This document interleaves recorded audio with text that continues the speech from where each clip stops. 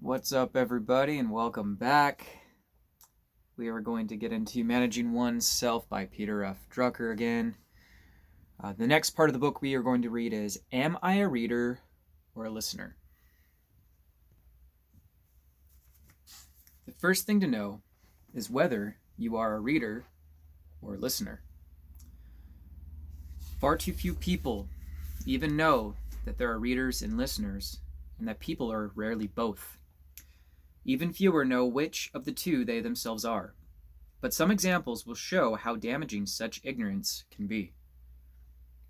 When Dwight Eisenhower was Supreme Commander of the Allied forces in Europe, he was the darling of the press. His press conferences were famous for their style.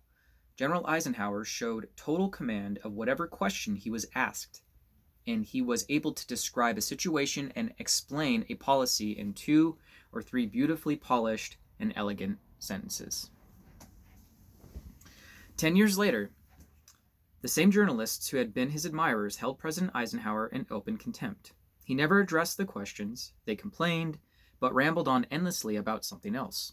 And they constantly ridiculed him for butchering the king's English in incoherent and ungrammatical answers. Eisenhower apparently did not know that he was a reader, not a listener. When he was Supreme Commander in Europe, his aides made sure that every question from the press was presented in writing at least half an hour before a conference was to begin. And then Eisenhower was in total command.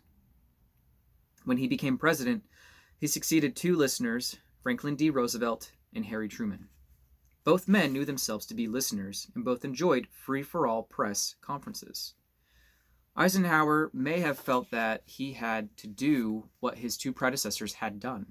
As a result, he never even heard the questions journalists asked, and Eisenhower is not even an extreme case of a non-listener. A few years later, Lyndon Johnson destroyed his presidency in large measure by not knowing that he was a listener.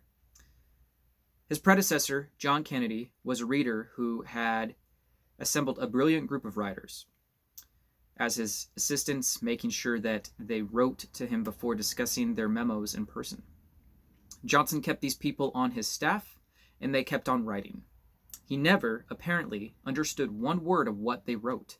Yet, as a senator, Johnson had been superb, for parliamentarians have to be, above all, listeners. Few listeners can be made, or can make themselves into competent readers, and vice versa. The listener who tries to be a reader will, therefore, suffer the fate of Lyndon Johnson, whereas the reader who tries to be a listener will suffer the fate of Dwight Eisenhower. They will not perform or achieve. So the question here at the end of this part of the book really is, are you a reader or a listener? Do you do better reading material, comprehending it, and talking about it, or do you do better listening, getting information presented to you, and then you're able to dissect it there as the conversation's going on? At least I think that that's one way that we could explain this part of the book. So one trait I'll share about me as far as my learning curve goes is this part of the book talked about how rarely both people can have both qualities, right?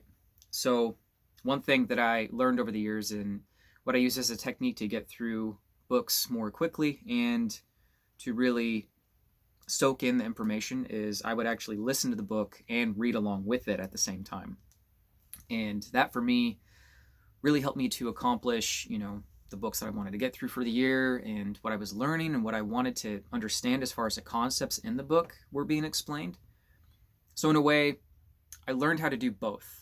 Being a reader and a listener. So, and granted, I'm not the fastest reader, so this actually helped me to speed up the process, and I could set the speed on Audible at a certain pace and get through books more quickly. And it was definitely an interesting skill that I started to develop, but I don't really know how else to explain it, but it just made more sense to me when I was able to read along with the book while it was being spoken or as I was listening to the book at the same time. Granted, If things stuck out to me, I'd get my highlighter out, I'd get my pen out, and then I would underline those sentences and make sure that I could file those away in the memory bank for what I was trying to get out of the book. So that's as far as my experience goes between being a reader or a listener. Leave me a comment down below, you guys, and let me know what your thoughts are on this part of the book and what you guys think about these concepts. And I will talk to you guys soon.